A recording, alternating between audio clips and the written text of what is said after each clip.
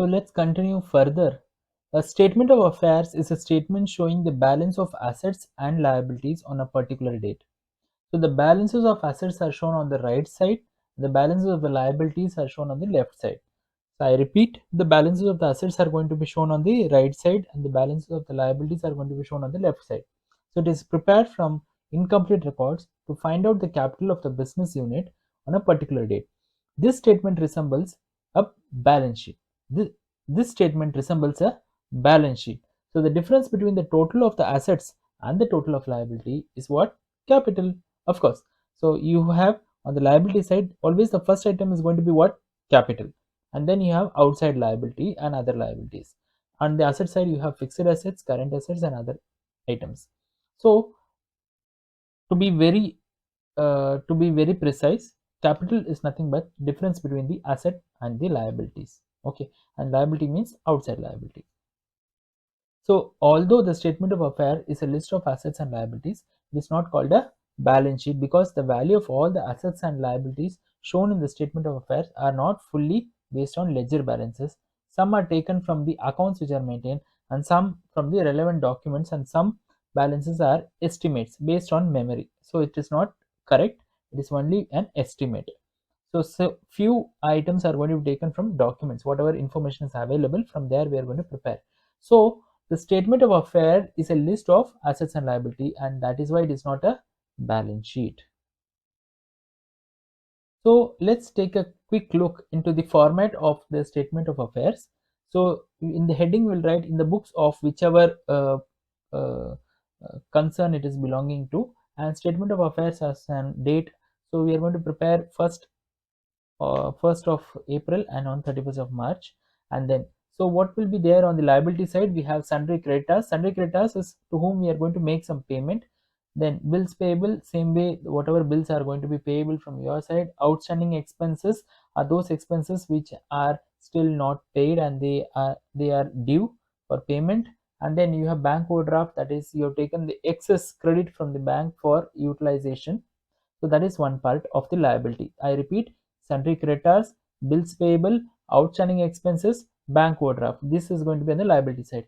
We'll jump to the asset side. You have cash in hand, cash in bank, same way sundry debtors from whom where you have to receive the money, bills which are going to be receivable, stock in trade, prepaid expenses, and fixed assets. So these are all there on the asset side, and liability side you have your creditors, bills payable, outstanding expense, bank overdraft. So the balancing figure is what is we called as the capital.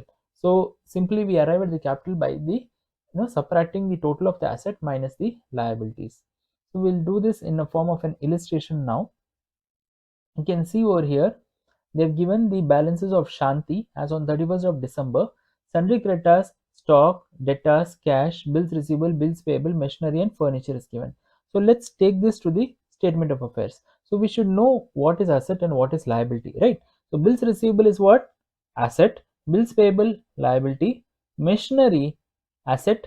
Furniture, asset. Sundry creditors, liability. Stock, asset. Debtors, asset. Cash, asset. So we take this to the respective portions of the statement of affairs, and then finally we arrive at the capital, which will be the balancing figure, which is 1,66,000. It's a very easy problem. Yes, you should know how to classify this. Okay, so cash, stock, debtors, bills receivable, machinery, furniture, all these things will be on the asset side. On the liability side, you are going to have sundry creditors and bills payable. So you get the balancing figure. So we'll do one more illustration now.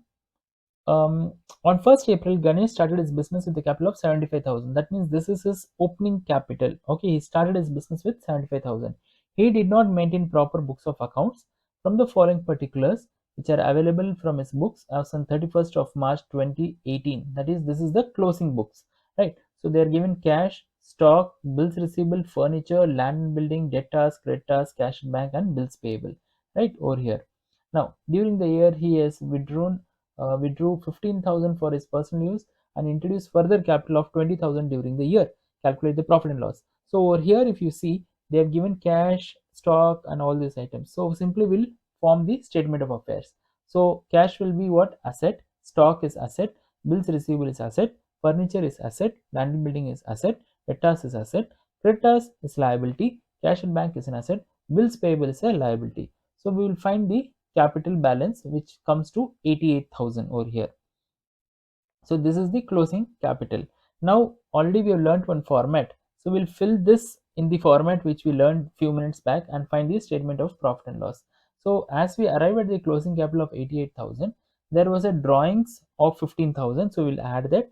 Subtract additional capital of 20,000, we get the adjusted closing capital, and we subtract this from the opening capital of 75,000, and we arrive at the 8,000, which is the profit made during the year. So wasn't that easy? Yes. Okay, so go through the problem once again, rewind the video and listen once again if you're not able to follow. It's a very easy problem. You have to work it out, then you will be able to recollect in the exam also.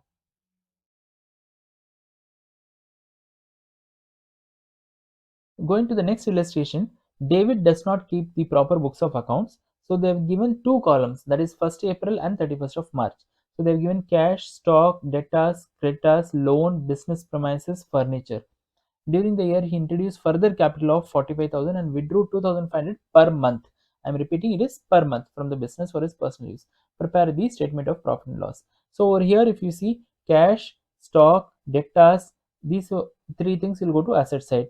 Creditors will go to liability. Loan will go to liability. Business premises will go to assets. Furniture will go to assets. And then simply you have to find the opening statement of affairs. You arrive at the opening capital. Same way we will do the closing statement of affairs. We arrive at the closing capital and then we prepare the statement of profit and loss. That is 4,42,000 is what you arrive from the closing statement of affairs. And in the problem they have given 2,500 is drawn every month. So 2,500 into 12, 30,000 is going to be the drawings. Additional capital of 45,000 is going to be subtracted. You arrive at the adjusted closing capital and we compare that with the opening capital which we found from the opening statement of affairs. So the profit during the year is going to be 27,000. Again, it's a very easy problem.